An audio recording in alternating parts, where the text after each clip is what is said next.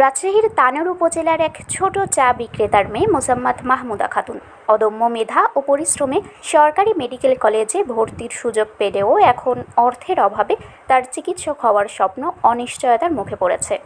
দৈনিক মাত্র 400 থেকে 500 টাকা আয়ের ওপর নির্ভরশীল এই পরিবারের পক্ষে মেডিকেলের বিপুল খরচ বহন করা প্রায় অসম্ভব হয়ে দাঁড়িয়েছে।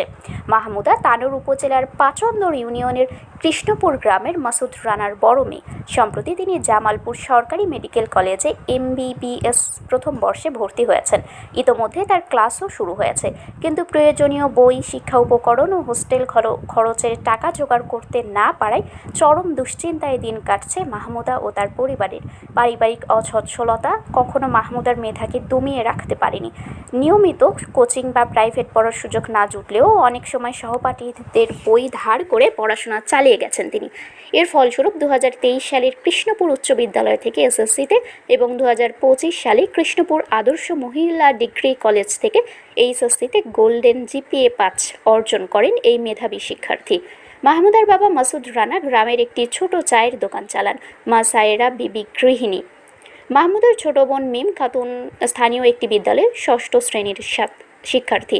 মাত্র 2 শতক জমির উপর একটি কাঁচা ঘরে বসবাস করে এই 4 সদস্যের পরিবার। আবাদি কোনো জমি জমাও নেই তাদের। মেয়ের সাফল্যে আনন্দিত হলেও খরচের চিন্তায় দিশেহারা বাবা মাসুদ রানা।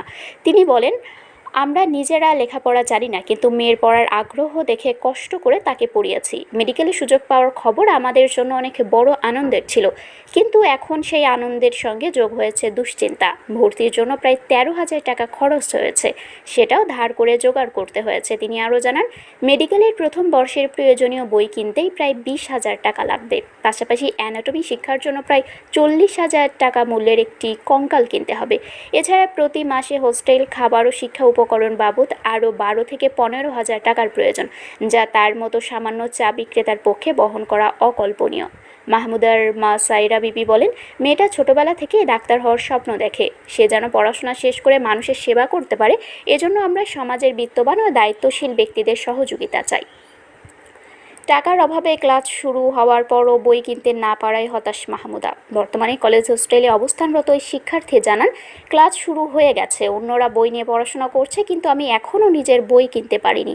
বাবার সামর্থ্যের বাইরে চলে যাচ্ছে সব খরচ। মাহমুদার এই সংগ্রামের খবর পেয়ে সহায়তার হাত বাড়িয়ে দিয়েছেন ব্যবসায়ী ও স্থানীয় বিএনপি নেতা সুলতানুল ইসলাম তারিক। রোববার বিকেলে তিনি মাহমুদার পরিবারের হাতে আর্থিক সহায়তা তুলে দেন এবং ভবিষ্যতেও পাশে থাকার আশ্বাস দেন। সুলতানুল ইসলাম তারেক বলেন, মাহমুদা তানোরের গর্ব। তার পড়াশোনা চালিয়ে নিতে আমি সবসময় পাশে থাকব। প্রয়োজনে তাকে যেন আরও সহযোগিতা করা যায়, সেজন্য আমি প্রধানমন্ত্রীর সঙ্গেও কথা বলবো।